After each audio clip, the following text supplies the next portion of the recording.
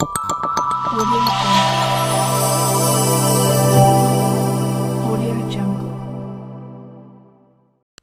ವಿಶೇಷ ಚೇತನರ ವಾರ್ತೆಗೆ ಸ್ವಾಗತ. ಸ್ನೇಹಿತರೆ, ಗುತ್ತಿಗೆ ಹೊರಗುತ್ತಿಗೆ ನೌಕರರಿಗೆ ಸಂಬಂಧಪಟ್ಟಂತೆ ಒಂದು ಬ್ರೇಕಿಂಗ್ ನ್ಯೂಸ್ ಇದೀಗ ತಾನೇ ಬರ್ತಾ ಇದೆ. ಅದನ್ನು ನಿಮಗೆ ತಿಳಿಸ್ತಾ ಹೋಗ್ತೀನಿ. ನಮ್ಮ ಚಾನಲ್ ಹೊಸದಾಗಿ ನೋಡ್ತಾ ಇರೋರು ಚಾನಲನ್ನು ಸಬ್ಸ್ಕ್ರೈಬ್ ಮಾಡಿಕೊಂಡು ಈ ವಿಡಿಯೋವನ್ನು ಲೈಕ್ ಮಾಡಿ ಮತ್ತು ಹೈಪ್ ಬಟನನ್ನು ಪ್ರೆಸ್ ಮಾಡುವ ಮೂಲಕ ನಮಗೆ ಪ್ರೋತ್ಸಾಹವನ್ನು ನೀಡಬೇಕು ಅಂತ ಹೇಳ್ಬಿಟ್ಟು ಕೋರ್ತಾ ಇದ್ದೀನಿ. ಇಂಧನ ಇಲಾಖೆ ಅಡಿಯಲ್ಲಿ KPTCL ಮತ್ತು ವಿವಿಧ ವಿದ್ಯುತ್ ಸರಬರಾಜು ಕಂಪನಿಗಳಲ್ಲಿ ಅಂದರೆ ಎಸ್ಕಾಂ 15/20 ಅಂದರೆ 15ರಿಂದ 20 ವರ್ಷಗಳಿಂದ ಹೊರಗುತ್ತಿಗೆ ಆಧಾರದಲ್ಲಿ ಕರ್ತವ್ಯ ನಿರ್ವಹಿಸುತ್ತಿರುವ 13,000ಕ್ಕೂ ಹೆಚ್ಚು ನೌಕರರ ಸೇವೆ ಖಾಯಂ ಅಥವಾ ಒಳಗುತ್ತಿಗೆಯಡಿ ನೇಮಕಾತಿಗೆ ಸಿದ್ಧತೆ ನಡೆದಿದೆ. ಹೊರಗುತ್ತಿಗೆ ಹುದ್ದೆಗಳನ್ನು ಶೋಷಣೆಗೆ ಒಳಪಡಿಸಬಾರದು, ಆರ್ಥಿಕ ದುಸ್ಥಿತಿ ಮತ್ತು ಹುದ್ದೆ ಖಾಲಿ ಇಲ್ಲ ಎಂಬ ಕಾರಣ ನೀಡಿ ದೀರ್ಘಾವಧಿಗೆ ಸೇವಾ ಖಾಯಮಾತಿ ನಿರಾಕರಿಸಬಾರದು ಎಂದು ಸುಪ್ರೀಂ ಕೋರ್ಟ್ ಇತ್ತೀಚೆಗೆ ತೀರ್ಪು ನೀಡಿತ್ತು. ಅದರ ಅನ್ವಯ ಹೊರಗುತ್ತಿಗೆ ನೌಕರರ ಸೇವೆ ಕಾಯಂಗೊಳಿಸಲು ಅಥವಾ ಒಳಗುತ್ತಿಗೆ ಒಳಪಡಿಸಲು ರಾಜ್ಯ ಸರ್ಕಾರ ಗಂಭೀರ ಚಿಂತನೆ ನಡೆಸಿದೆ ಎಂದು ಹೇಳಲಾಗ್ತಾ ಇದೆ.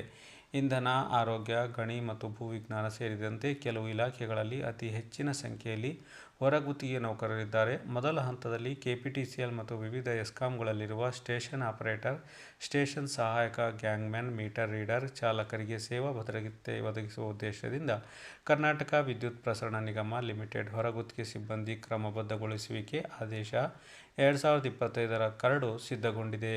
ರಾಜ್ಯ ಸರ್ಕಾರ ಅನುಮೋದನೆ ನೀಡಿದ ಬಳಿಕ KPTCL ನಿರ್ದೇಶಕರ ಮಂಡಳಿಯು ಈ ಆದೇಶವನ್ನು ಹೊರಡಿಸಲಿದೆ ಎಂದು ಮೂಲಗಳು ತಿಳಿಸಿವೆ. ಕರಡು ಅಧಿಸೂಚನೆಯಲ್ಲಿ ಏನಿದೆ ಅಂತ ನೋಡೋದಾದರೆ, KPTCL ಮತ್ತು ಎಸ್ಕಾಂಗಳಲ್ಲಿ ಹೊರಗುತ್ತಿಗೆ ಆಧಾರದಲ್ಲಿ ನೇಮಕಗೊಂಡು ಅಪಾಯಕಾರಿ ಕೆಲಸಗಳನ್ನು ಮಾಡುತ್ತಿರುವ ಸ್ಟೇಷನ್ ಆಪರೇಟರ್, ಸ್ಟೇಷನ್ ಸಹಾಯಕ, ಗ್ಯಾಂಗ್ಮ್ಯಾನ್, ಮೀಟರ್ ರೀಡರ್ ಮತ್ತು ಚಾಲಕರು ಮತ್ತು ಕನಿಷ್ಠ 5 ವರ್ಷ ನಿರಂತರವಾಗಿ ಸೇವೆಯಲ್ಲಿದ್ದು ಏಕಾಏಕಿ ವಜಾಗೊಂಡವರ ಸೇವೆ ಕಾಯಂಗೊಳಿಸುವ ಪ್ರಸ್ತಾವ ಈ ಕರಡು ಅಧಿಸೂಚನೆಯಲ್ಲಿದೆ.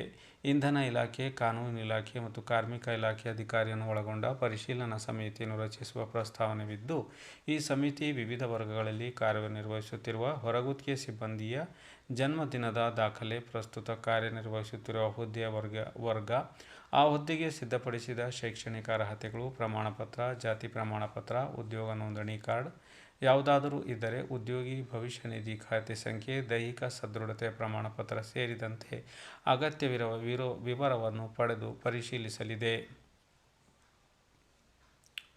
ಮುಂದುವರೆದು ನಂತರ ಸಮಿತಿಯು ವಿವಿಧ ವರ್ಗಗಳ ಹುದ್ದೆಗಳ ಅಡಿ ವಿವರಗಳನ್ನು ಸಲ್ಲಿಸಿದ ಹೊರಗುತ್ತಿಗೆ ಸಿಬ್ಬಂದಿಯ ಹೆಸರುಗಳನ್ನು ಹಾಲಿ ಇರುವ ವೃಂದ ಮತ್ತು ನೇಮಕಾತಿ ನಿಯಮಗಳ ಪ್ರಕಾರ ಪಟ್ಟಿ ಮಾಡಿ ನೇಮಕಾತಿ ಪ್ರಾಧಿಕಾರಕ್ಕೆ ಸಲ್ಲಿಸಬೇಕು. ಆ ಪಟ್ಟಿಯಲ್ಲಿ ಇರುವ ವಿವರಗಳು ತೃಪ್ತಿಕರವೆನಿಸಿದರೆ ನೇಮಕಾತಿ ಪ್ರಾಧಿಕಾರವು ನೌಕರರನ್ನು ಕ್ರಮಬದ್ಧಗೊಳಿಸುವ ಆದೇಶ ಹೊರಡಿಸಬಹುದು ಎಂದು ಕರಡು ಅಧಿಸೂಚನೆಯಲ್ಲಿ ವಿವರಿಸಲಾಗಿದೆ. ಹೊರಗುತ್ತಿಗೆ ಕಾರ್ಮಿಕರ ಕಾಯಂಗೆ ಕೆಲ ಷರತ್ತುಗಳನ್ನು ಪ್ರಸ್ತಾಪಿಸಲಾಗಿದೆ. ಕಾಯಂ ಪರಿಗಣಿಸುವ ಹೊರಗುತ್ತಿಗೆ ಸಿಬ್ಬಂದಿಯ ವಯಸ್ಸು 58 ವರ್ಷ ಮೀರಿರಬಾರದು. ಅಂತಹ ಸಿಬ್ಬಂದಿ ನೇಮಕಾತಿ ಪ್ರಾಧಿಕಾರದ ಅಡಿಯಲ್ಲಿ ನಿರಂತರ ಅವಧಿಯಲ್ಲಿ ಉದ್ಯೋಗಿಯಾಗಿರಬೇಕು. ಉದ್ಯೋಗಗಳ ವರ್ಗಗಳು, ಶೈಕ್ಷಣಿಕ ಅರ್ಹತೆ ಮತ್ತು ವೇತನ ಶ್ರೇಣಿಯನ್ನು ನಿಗಮ ಅಥವಾ ಸಂಬಂಧಿಸಿದ ಕಂಪನಿ, ವೃಂದ ಮತ್ತು ನೇಮಕಾತಿ ನಿಯಮಗಳಲ್ಲಿ ನಿರ್ದಿಷ್ಟಪಡಿಸಿದಂತೆ ಕಾಲಕಾಲಕ್ಕೆ ಪರಿಷ್ಕರಿಸಲಾಗುವುದು. ಅಂತಹ ಸಿಬ್ಬಂದಿಯನ್ನು ಅವರು ಈಗಿರುವ ಸ್ಥಳದಲ್ಲೇ ಇರುವಂತೆ ಕಾಯಂಗೊಳಿಸಲಾಗುವುದು ಎಂದು ಕರಡಿನಲ್ಲಿ ಇದೆ ಎಂದು ಹೇಳಲಾಗ್ತಾ ಇದೆ. ಹೀಗೆ ಕಾಯಂಗೊಂಡ ಹೊರಗುತ್ತಿಗೆ ಸಿಬ್ಬಂದಿಗೆ ಕಾಲಕಾಲಕ್ಕೆ ಹೊರಡಿಸುವ ಆದೇಶಗಳ ಪ್ರಕಾರ ರಜೆ ಮತ್ತು ಇತರ ಸೇವಾ ಪ್ರಯೋಜನಗಳನ್ನು ಪಡೆಯಲು ಅರ್ಹರಾಗಿರುತ್ತಾರೆ. ಆದರೆ ಕಾಯಂಗೊಳಿಸುವ ಮೊದಲು ಹೊರಗುತ್ತಿಗೆ ಆಧಾರದಲ್ಲಿ ಮಾಡಿದ ಕೆಲಸಕ್ಕೆ ಯಾವುದೇ ಪ್ರಯೋಜನಗಳನ್ನು ಪಡೆಯಲು ಅವಕಾಶ ಇಲ್ಲ ಎಂದು ಸ್ಪಷ್ಟಪಡಿಸಲಾಗಿದೆ ಅಂತ ಹೇಳಲಾಗ್ತಾ ಇದೆ. ಸ್ನೇಹಿತರೆ, ಮುಂದುವರೆದು ಸೇವಾ ಭದ್ರತೆಗೆ ಕ್ರಮ. ಹೌದು, KPTCL ಮತ್ತು ಎಸ್ಕಾಂಗಳಲ್ಲಿ ಹಲವು ವರ್ಷಗಳಿಂದ ತಳಹಂತದಲ್ಲಿ ಕೆಲಸ ಮಾಡುತ್ತಿರುವ ಹೊರಗುತ್ತಿಗೆ ಕಾರ್ಮಿಕರಿಗೆ ಸೇವಾ ಭದ್ರತೆ ಒದಗಿಸುವ ವಿಷಯ ಕುರಿತಂತೆ ಅಧ್ಯಯನ ಮಾಡಲು ಇಂಧನ ಇಲಾಖೆಯ ಹೆಚ್ಚುವರಿ ಮುಖ್ಯ ಕಾರ್ಯದರ್ಶಿ ಅಧ್ಯಕ್ಷತೆಯಲ್ಲಿ 2022ರ ಡಿಸೆಂಬರ್ 3ರಂದು ಸಮಿತಿ ರಚಿಸಲಾಗಿತ್ತು. ಈ ಸಮಿತಿಯು 2023ರ ಆಗಸ್ಟ್ 24ರಂದು ಮೊದಲ ಸಭೆ ನಡೆಸಿ ವಿಷಯ ಕುರಿತಂತೆ KPTCL ಮತ್ತು ಎಸ್ಕಾಂಗಳಿಗೆ ಹಲವು ಸೂಚನೆಗಳನ್ನು ನೀಡಿತು. ಆದರೆ ಸೇವಾ ಭದ್ರತೆ ಒದಗಿಸುವ ವಿಚಾರವು ನೆನಗುದ್ದಿಗೆ ಬಿದ್ದಿತು. ಅಪಾಯಕಾರಿ ಕೆಲಸಗಳಲ್ಲಿ ಹೊರಗುತ್ತಿಗೆ ಅಡಿಯಲ್ಲಿ ನೇಮಕಗೊಳ್ಳುವ ಕೆಲಸಗಾರರಿಗೆ ಅಪಘಾತ ಸಂಭವಿಸಿದರೆ ವಿಮಾ ಸೌಲಭ್ಯವನ್ನು ಒದಗಿಸುವ ಬಗ್ಗೆ ಹೊರಗುತ್ತಿಗೆ ಸೇವೆ ಒದಗಿಸುವ ಏಜೆನ್ಸಿದಾರರು ಷರತ್ತು ವಿಧಿಸಲಾಗಿದೆ. ಆದರೆ ಈ ಏಜೆನ್ಸಿಗಳು ಇದನ್ನು ಪಾಲಿಸುತ್ತಿಲ್ಲ ಎಂದು ಇಂಧನ ಇಲಾಖೆ ಅಧಿಕಾರಿಗಳೊಬ್ಬರು ತಿಳಿಸಿರುತ್ತಾರೆ.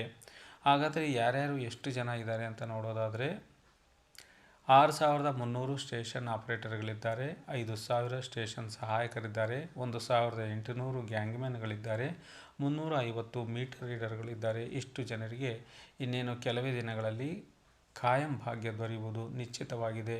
Best of lux.